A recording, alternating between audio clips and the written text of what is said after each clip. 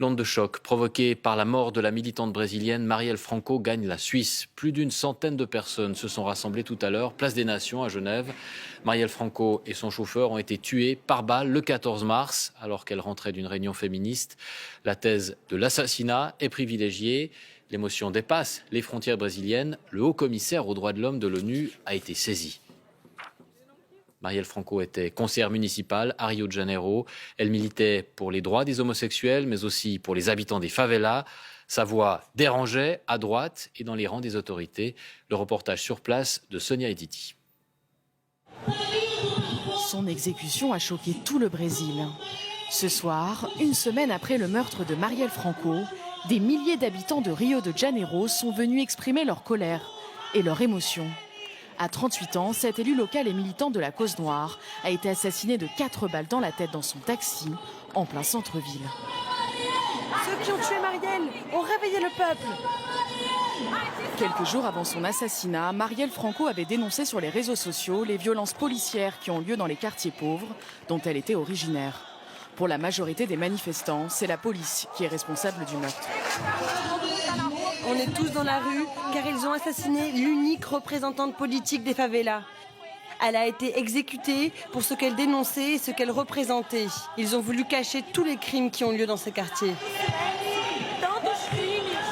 Marielle Franco est née à Maré, la plus grande favela de Rio de Janeiro, où vivent 130 000 personnes.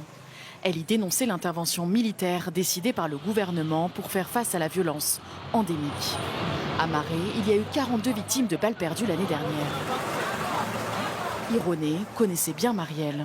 Son fils, alors âgé de 29 ans, a reçu plusieurs balles tirées par les militaires. Voici les blessures des balles que mon fils a reçues. Il a reçu 2 tirs. C'était une arme de guerre. Son fils est depuis paraplégique. Les militaires n'ont pas été inquiétés par cette affaire. On a dû l'amputer. Et maintenant, il ne marchera plus jamais. La militarisation des favelas, c'est nous qui en payons les conséquences. Pour le gouvernement, nous, les gens de la favela, on est comme des cafards qu'il faut tuer. Marielle Franco siégeait au conseil municipal de Rio de Janeiro. Son meurtre est au cœur des débats. À quelques mois de la présidentielle, l'impact politique de cet assassinat est immense. Avec l'affaire de Marielle, toute la démocratie est fracturée.